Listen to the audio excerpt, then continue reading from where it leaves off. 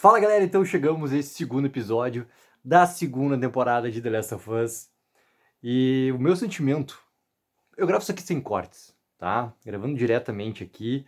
E o meu sentimento, ele bate muito, mesmo já sabendo o que queria acontecer nesse tão fatídico momento, tá? Não necessariamente eu acreditava que seria empurrado ainda para o terceiro episódio. Eu gostei dessa coerência toda de ritmo que eles estão criando nessa segunda temporada, de ter colocado isso já diretamente no segundo episódio, sem ter enrolado, sem ter usado até alguns artifícios que eu imaginei que poderiam ser colocados ali, de inverter algumas coisas em relação à história, ter puxado algumas outras explicações além do que já colocaram em relação da Abby, tanto no primeiro episódio já com aquele prólogo, quanto nesse segundo episódio também começar ali praticamente com aquele momento que ela tem, né, novamente de um pesadelo que conversa com ela no presente, com ela do passado. Eu achei que eles iam usar alguns recursos ali para trabalhar e chegar no momento onde ficasse ali colocado para o terceiro episódio. Mas, aí que tá, a coerência de ritmo e de narrativa, realmente ela é seguida com o que eles estão criando, e isso acontece também nesse segundo episódio aqui. Eu tava falando do meu sentimento, me lembrou muito, eu sou um fã de The Walking Dead, né, aquela coisa toda, quem acompanha aqui o canal já sabe, muito sentimento de ter visto o fatídico episódio 7x1 de The Walking Dead, que junto com o último episódio da sexta, né, o 6x16, ele faz um dueto ali, que é a grande apresentação do Negan, onde acontece também duas grandes mortes, só que uma morte, ela é uma morte igual que teve nos quadrinhos, mas é uma morte que não estava sendo esperada, porque estava sendo esperado que realmente acontecesse só uma morte. E já tinha acontecido uma morte, que era a morte do Abraham. E daí simplesmente acontece a grande morte do Glenn, que veio num momento ali que já estava sendo inesperado, porque já tinha acontecido o cliffhanger, né? A morte do cliffhanger do final da sexta para início da sétima temporada de The Walking Dead. E aquele sentimento de baque foi um sentimento que pegou todo fã de The Walking Dead naquele momento lá. E esse sentimento, ele, mesmo eu já sabendo o que queria acontecer no fatídico momento, ele acontece aqui. E isso é muito por causa da maneira como o episódio vai trabalhando a tensão e vai trabalhando, sim, numa construção dupla. Porque ele, ao mesmo tempo que tem, né, vamos pegar assim, esse grupo todo de personagens que se convergem nesse final. O Abby, grupo dela, o Joe com a Dina, a questão do Jesse junto lá com a Ellie, e daí tu vai colocar ao mesmo tempo o que está acontecendo em Jackson. Pô, Baiacu, cara, como vai acontecendo a invasão, né, a preparação que já teve antes do Tommy para os habitantes ali, e é muito massa como que essa tensão ela é construída duplamente no episódio para deixar tudo ainda mais forte, porque não adianta, cara. Aquilo que o Neil Druckmann já falou, tá? E eu vou tirar o Craig Mazin dessa história e vou botar só o Neil Druckmann, tá? O Neil Druckmann já falou que praticamente ele não vai contar a mesma história da mesma maneira, digamos assim, de novo, tá? O jogo, a narrativa do jogo, série, a narrativa da série.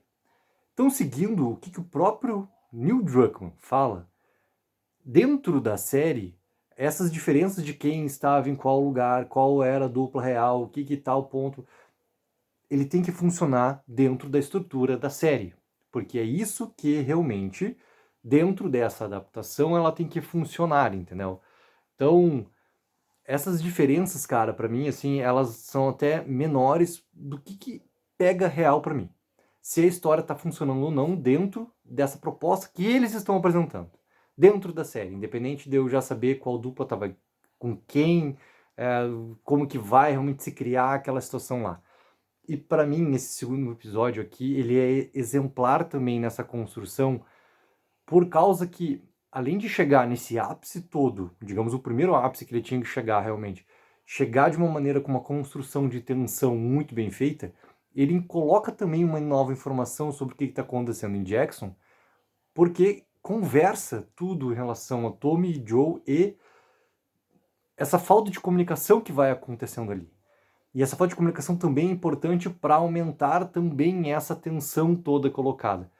Então, eu gosto muito, cara, de como que essas duas coisas elas vão sendo construídas com uma tensão crescente. E os infectados, né?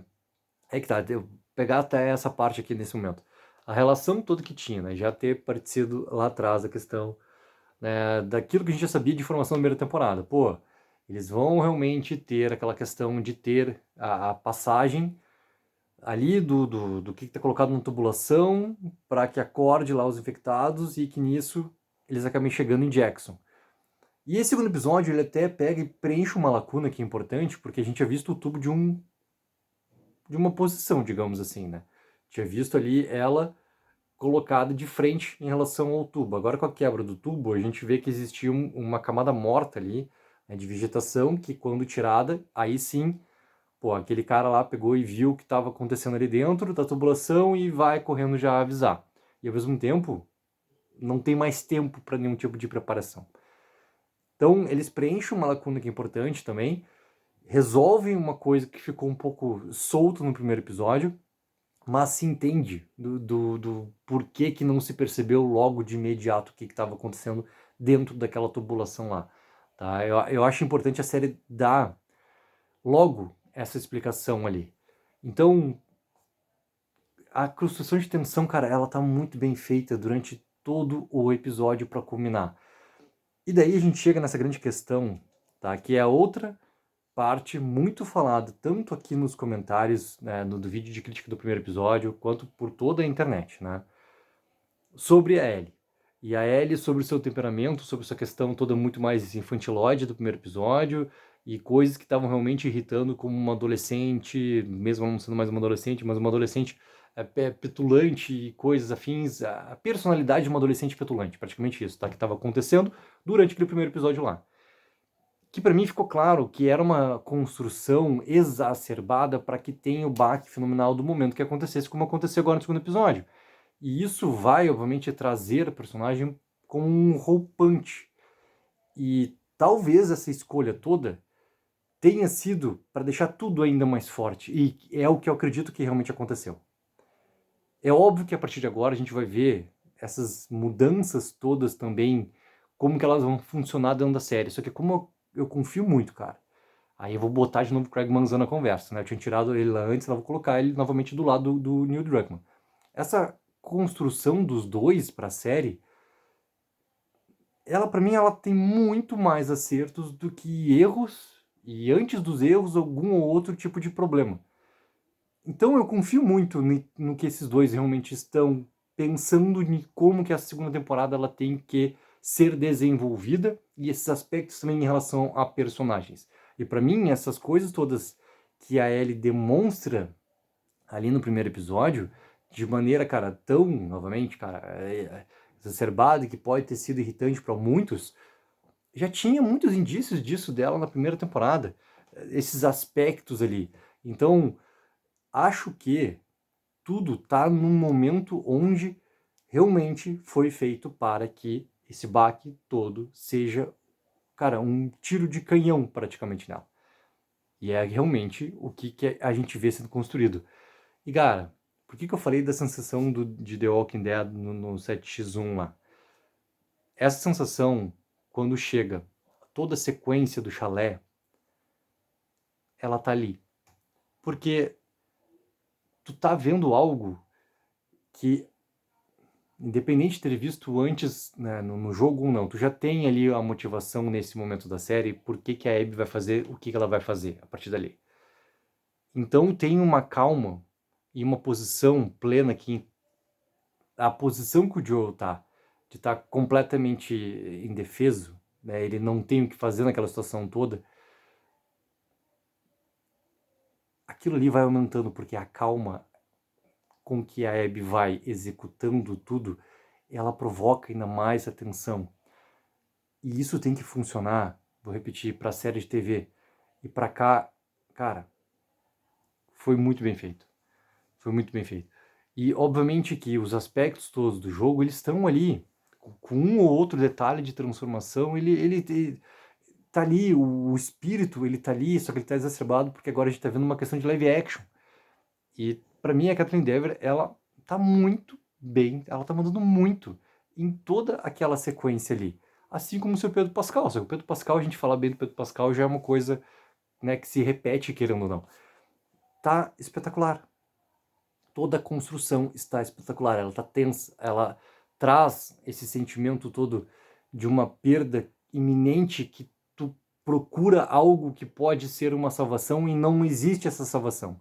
A chegada toda ali que tem da Ellie, a maneira como ela assiste aquele momento ali final, para mim é até mais forte até. Ele é até mais forte dentro aqui dessa construção que eles fazem por um momento fatídico dentro da série. E fica forte, fica visceral, fica violento. Eu acho até que eles deram uma amenizada na questão toda ali de violência quando eles começam a deixar a Abby ir pra cima do Joe, cortam pra Ellie e volta, né, junto com ela ali pro que tá acontecendo lá na sala do chalé. E esse momento até eu achei que a HBO ia deixar correr. Eu acreditei muito que a HBO ia deixar correr. Ia deixar realmente uma versão quase o que pode ser chamado como uma versão sem cortes. Crua, brusca, visceral. Crua, brusca, visceral. Crua, brusca, visceral. Eu achei que eles iam deixar aquilo lá mais correr ainda. Mas também, assim, eu acho que o efeito ele tá ali na cena. Então, para mim ele não perde. Ele não perde, porque o que eles querem construir em todo aquele momento é a reação da Ellie, que é nossa também naquele momento. E toda a postura da Abby, toda a reação que ela faz rápida, quando ela entende o que está acontecendo, né? Do olhar da Ellie pro olhar daquele Joe quase moribundo, e o que tem de conexão entre esses dois, e o que ela pega e, né, complementa, também tá tudo ali. O espírito principal tá ali. Ou seja, toda a brutalidade, a parte de ser visceral, a parte de ser cru, ele já tá presente por causa de toda a situação. E tá perfeito, cara. Tá perfeito, tá perfeito, tá perfeito.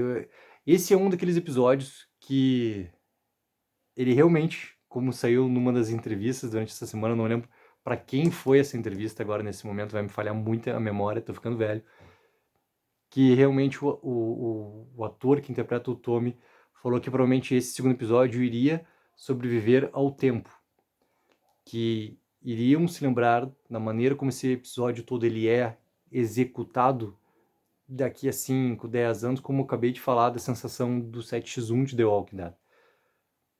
E acredito sim que ele tem muita potência para isso. Ele tem muita potência para isso, para que ele consiga realmente sobreviver. E o impacto para quem não tem essa informação, aí que tá, não tem a referência em relação à adaptação do jogo, assim como para quem não tinha naquele momento todo de The Walking Dead, sobre... Aí que tá, a série de The Walking Dead, cara, é uma adaptação em relação ao HQ. O Glenn na HQ era a grande morte. Quando tem a morte do Abraham, não se esperava que tivesse uma segunda morte, porque não existia na HQ, e principalmente que a segunda morte fosse igual à da HQ, inclusive essa parte visceral, lá a MC deixa, em alguns momentos, né, que a MC deixou The Walking Dead ir além, inclusive com a parte de como o Glenn fica completamente desfigurado, é uma imagem tirada do quadrinho colocada na tela. É uma imagem igual, tá ali.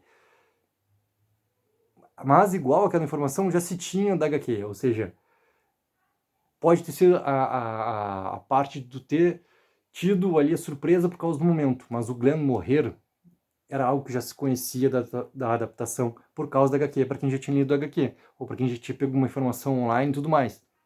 Ou seja, para quem não tem essa informação do jogo e conseguiu escapar dos spoilers, assim como foi lá atrás em relação ao 7x1 de The Walking Dead, com certeza teve um baque muito forte sobre o que aconteceu e essa parte emocional ainda mais. Então, galera, é um dos episódios que realmente, assim, quando tu lembrar de The Last of Us, eu acho que esse segundo episódio aqui e a maneira como ele é executado, ele vai sim ser lembrado. Coloque nos comentários o que acharam sobre o segundo episódio. Tem vídeo saindo de The Last of Us durante a semana, até o próximo domingo, quando vier esse terceiro episódio da série. Take 04, viva o sonho aqui.